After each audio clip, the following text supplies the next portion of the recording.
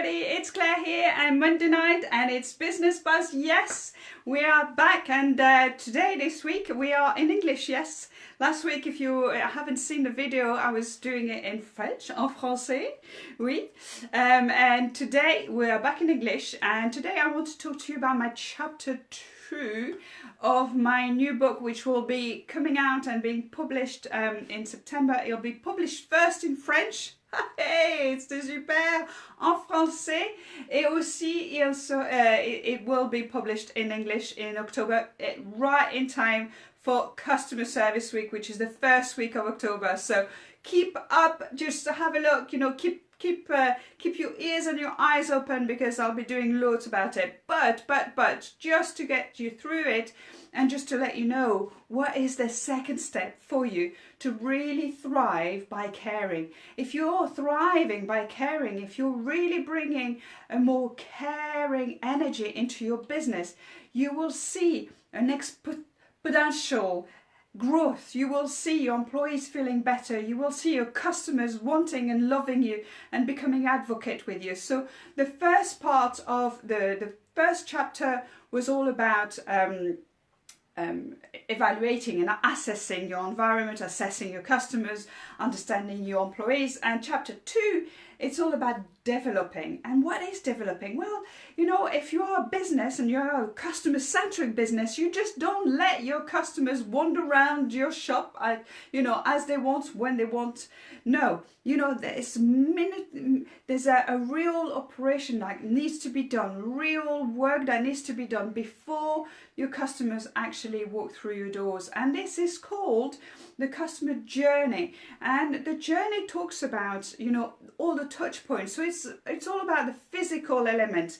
The journey will be, you know, all the parts that your customers are going to be touching during you know, before, during and after their experience with you. So how can you reduce pain point for your customers? How can you make that journey as smooth as possible? And that's what developing is about. You need to really understand the journey, the touch point, and then you can create some superb, fantastic, wowing standards.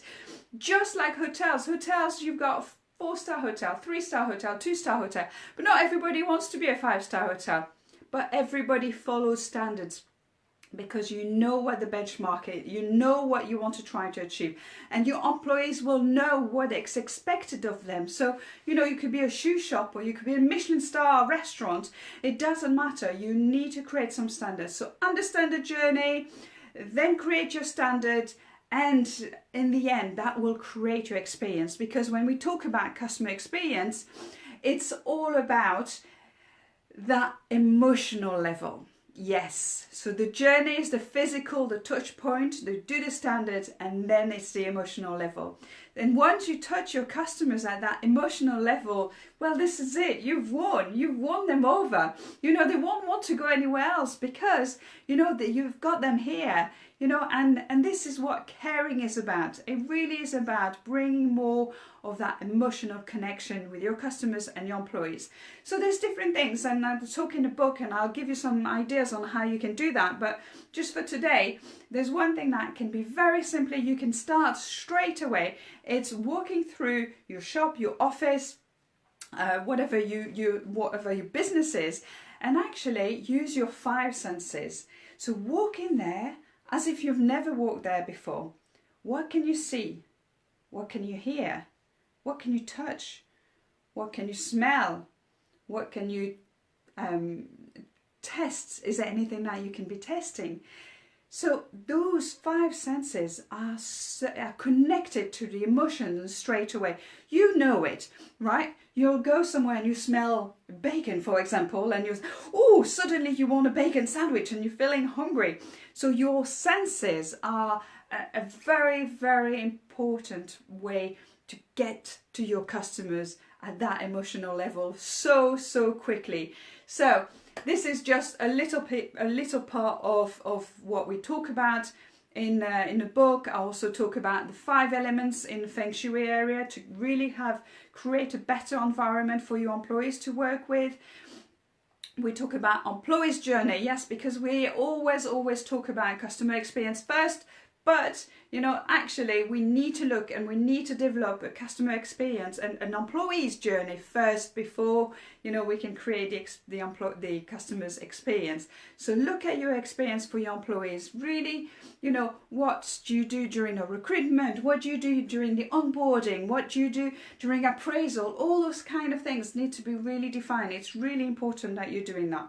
Then we talk about the customer experience, and then also in the book I talk about buyer persona, you know, and how, you know, how the brain is related to our emotions and how we buy because we think a certain way, or we feel a certain way, and that's our behavior.